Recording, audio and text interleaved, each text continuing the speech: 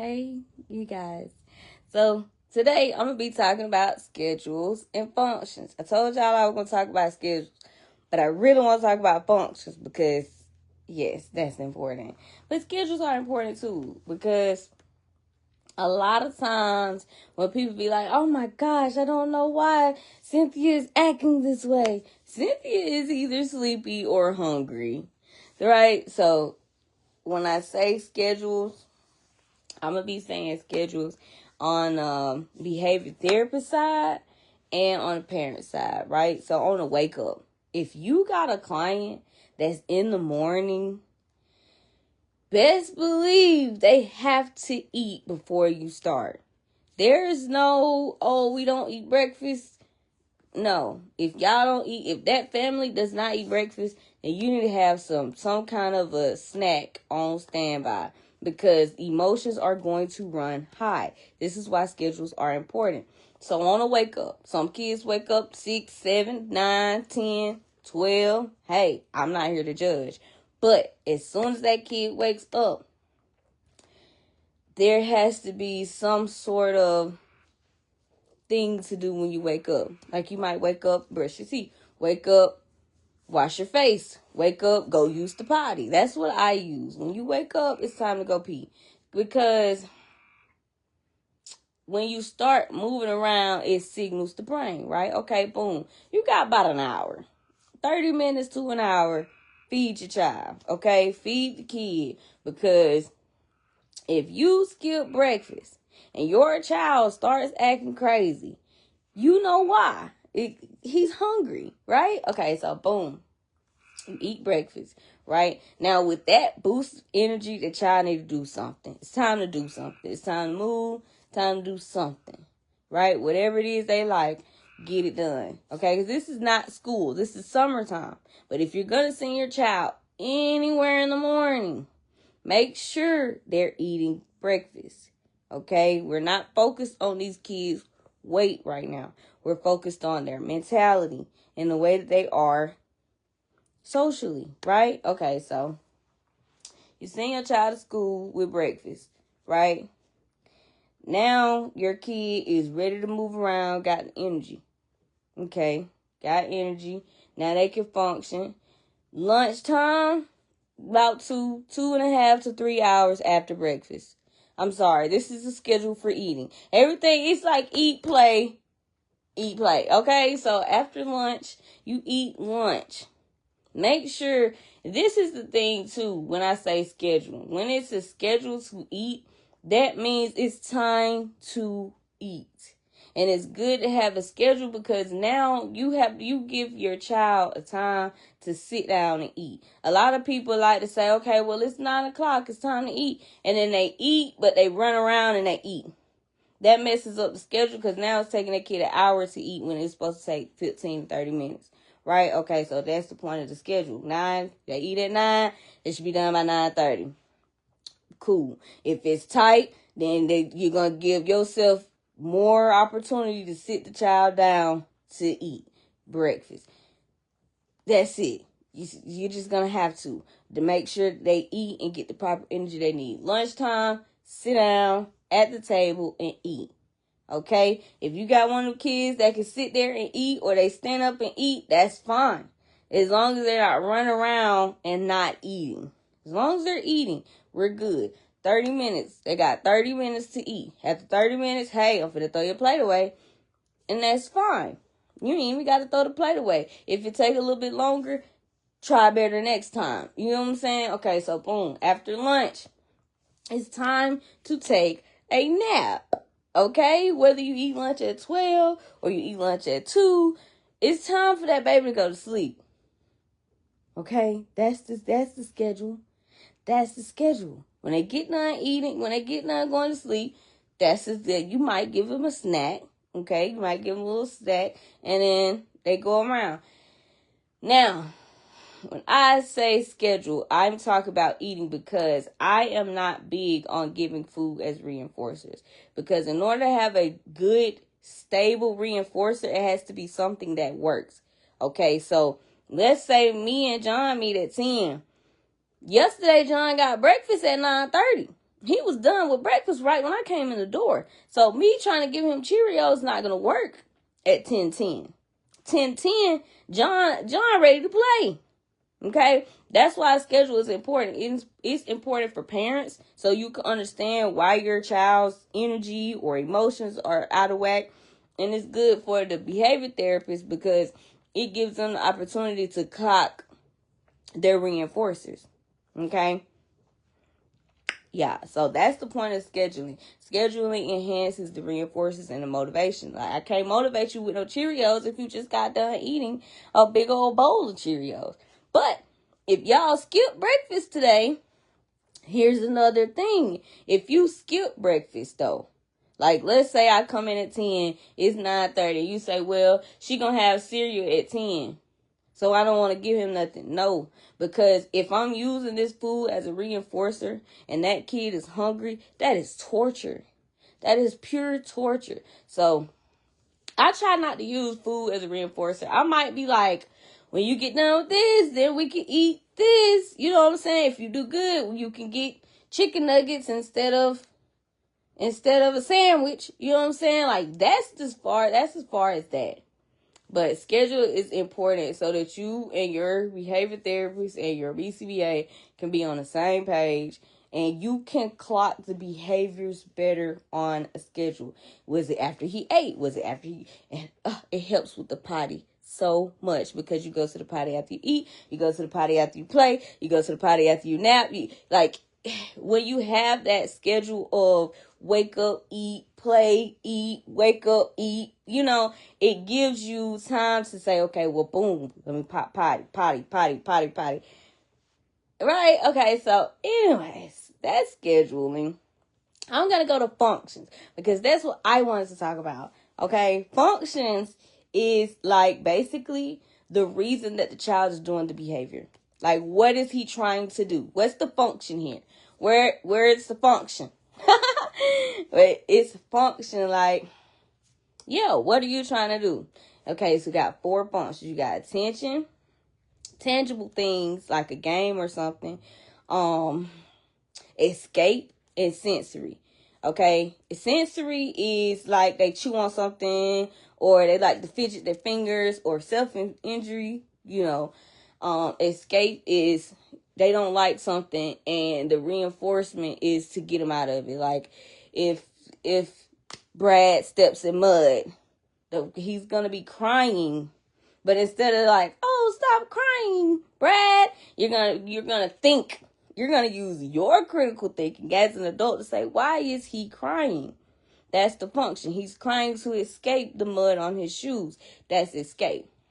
Okay, so boom. Then you got, what I say, attention, tangible things. You got toys. The whining for the toys is it's benign. Like, you can't worry about when the child is crying when they just want something. And that's why I try to go ahead and have a schedule because I never want to be like, oh, he's just crying for a toy the whole time he's hungry. Okay, so like, let's say he ate breakfast at 9. By 11 o'clock, if he's crying and I can't quite understand what's the function, and I'm giving him attention and it's not working, I'm giving him toys, it's not working, he's hungry. The function is food. Like, the function is to get to food or juice and once you find out the function, once you figure out why a kid is whining or hitting or whatever they're doing, it makes it easier for you.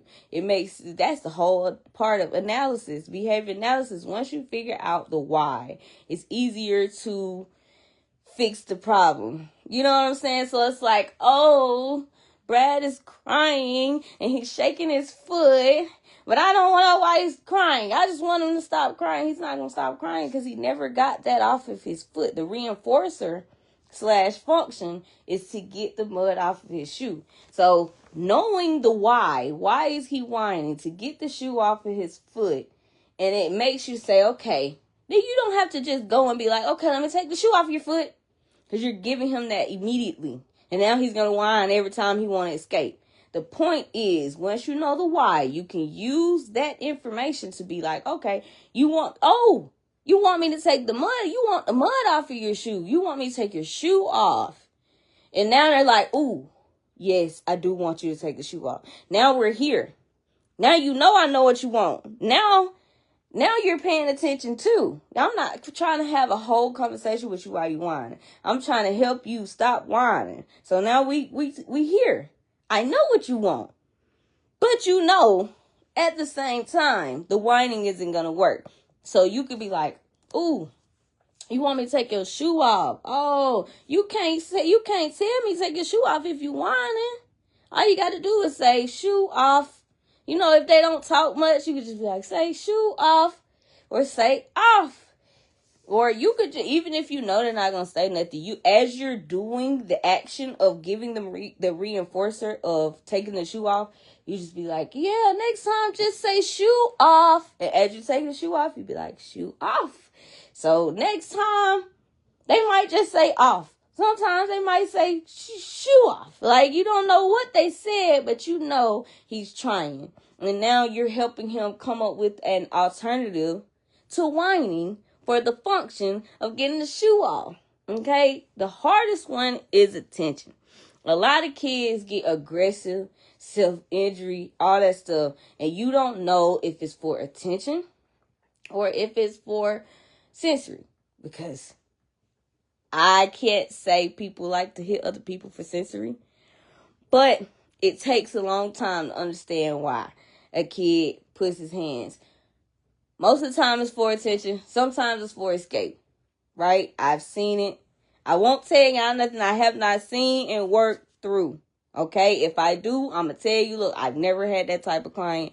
I'm just telling you what I feel. But for the most part, I've seen it. I've seen a kid that hits and hits and hits and hits, right? And sometimes I'll be talking to somebody else. Don't get me wrong now. I don't get hit. I won't say me. But I've seen situations where other RBTs get hit simply because they're not paying attention to the client. The same client that I have that has never had to hit me before is slamming this other person in the back because they want to be over here talking to somebody else. It's like, nah, bro, you're getting paid to, you see what I'm saying? You can't belittle the kid. You got to really get in the benefit of the doubt. Like, yeah, you right. I wasn't paying attention to you. Yeah, y'all do pay me a lot of money to focus on you. So you right. I shouldn't be looking. But don't hit me, though. Don't put your hands on me. Keep your safe hands. I call them safe hands. When you hit yourself or you hit other people, I tell them, keep your safe hands. Okay? Then we figure out the why. But you know the why. Because you weren't paying attention. Pay attention to your clients and you won't get hit. I'm going to say that. But for attention, like sometimes when you're at home and you're the parent and the kid is just messing up stuff and doing this and you go fuss at them, that's still attention. That's attention and you're giving it to them. But in that moment, they had to do something bad to get the attention. The function was to get the attention. It's a function. But it came out as bad attention. So you feel like, okay, if I fuss at them, then they won't do it no more. But if the function is attention and they weren't just trying to do something and made a mistake or something and they actually wanted your attention, they gonna do it again. It doesn't matter that you're fussing at them. It don't matter if you fuss at them, you go and get them a hug, whatever. They want attention. So it's times where my 8-year-old will get a little testy. And it's like, what do you want? That's even like, it's what do you want? Like, what's the function? Like, what is the function? Like, and it's like, she can tell me now that she's 8, but last year I had to figure it out with her. It's attention. She just wants a hug. Mommy, I just want you to talk to me. Now she can just say, Mommy, I just want you to spend some time with me. And that's cool. But in the beginning, it wasn't cool because she would do little weird stuff instead of just saying, Mommy, I want you to talk to me. I might be yapping on the phone or something. You know what I'm saying? But she got the right to want some attention. Right? But she don't have the right to mess the house up or do this little stuff just because she wants some attention. And sometimes, guess what? She's sleepy sometimes too. So, you know, but with my 4-year-old, now that I know this, I can go with my 4-year-old. She start messing up stuff, getting in everything. Like, hey, well, you want me to hold you? She said, yeah. She just want me to hold her for a little minute. She might be tired, but she ain't trying to go to sleep, of course. But she might just want me to hold her for a minute. Then she's grounded. She's back. She's back to herself. She's back to, now when she go back out and she start messing with other stuff, attention wasn't the function. Sensory is the function. She's sleepy. Sensory is hungry, sleepy. You know what I'm saying? You want to chew on something. You want to hit yourself. That's sensory. Just because it feel good type stuff. You know, so like, I see a lot of times where self-injury is very specific. So if I'm seeing a kid hitting himself in the ear, like if you hit yourself in the ear every time somebody laugh, every time somebody cry, you hit yourself in the ear. I feel like that's sensory, which means you don't like loud noises. So you're hitting your ear because your ear hurts. Just like just like when black people head itching and we bop, bop, bop, bop, bop all day long. Now, don't get me wrong. Some people learn that stuff. But, yeah, I can believe it's a possibility because you're always trying to find the function.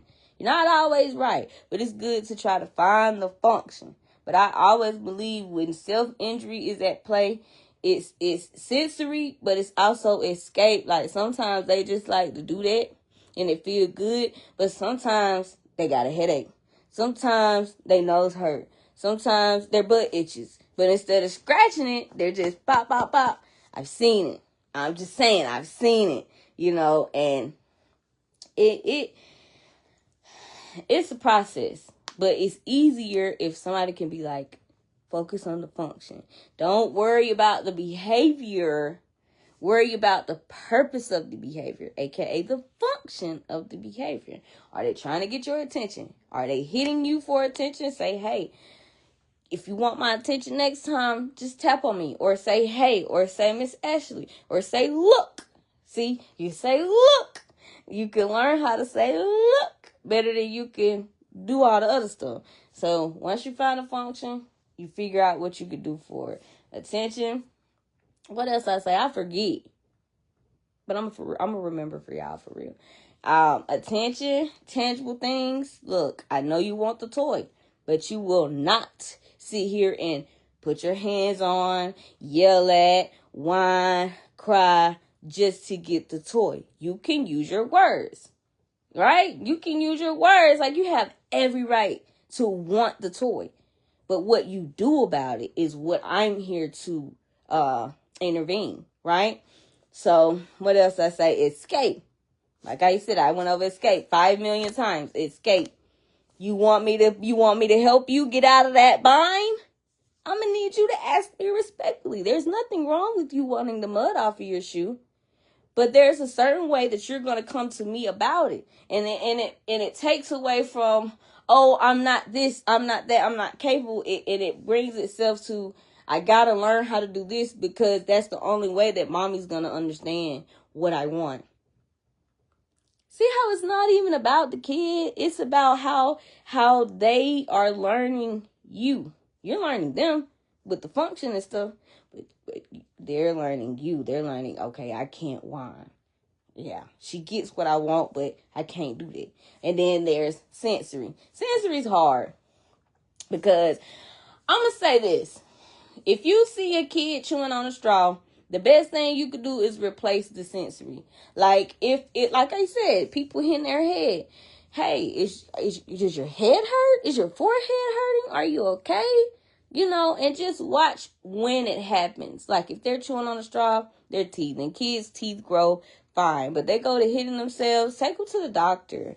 Especially if it's out of nowhere. Even if they are autistic, just see where it's coming from, because sometimes it's just like learning from being around other people type of stuff. Like, but sometimes they just pick it up from another daycare.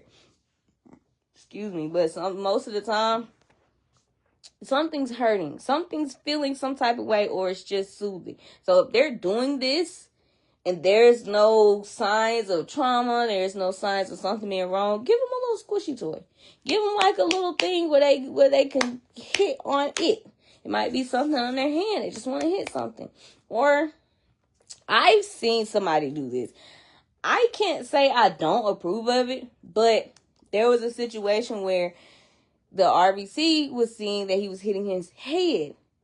right? And he just wouldn't stop. Sometimes I think he was doing it for attention because he'll be looking at you and then he'll be like, bye, y'all. And then you look at him. So me personally, I just stopped looking because that's what he wants to do at this point. And if we're not going to put him on a helmet, I don't know what to tell you. Hey, y'all, send me stars. Trying to put these people on a game with the kids and things. Get y'all some careers going and get some help with these kids. Okay.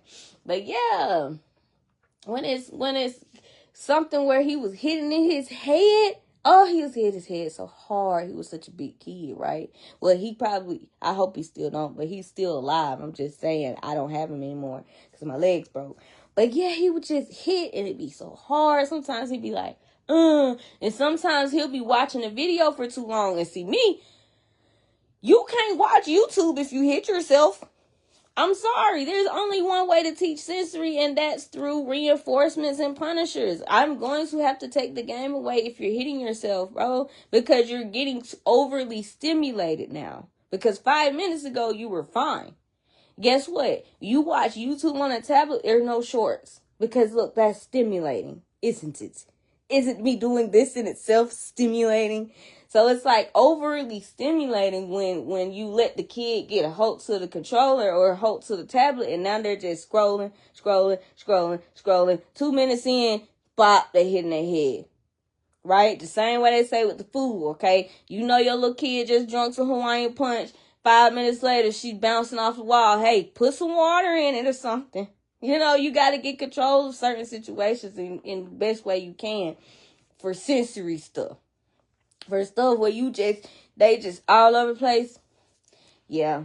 So that's the function. And the only thing I can say about the sensory, what I was trying to tell you about the RBC, the other RBC, she taught this same kid because I don't know why. They have 2 RBTs in one day for one kid. I don't like that, but to each his own.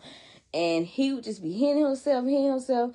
And she told him to hit his butt instead. See, me personally, I feel like they're both socially not, they're both not appropriate. But yes, hitting the butt is safer.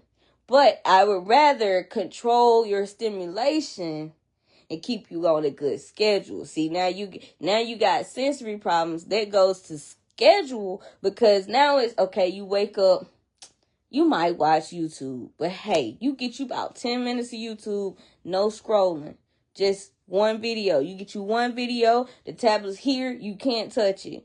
You get you another video in. If you get in another video, anytime that you hit yourself, the video stops. Time to eat.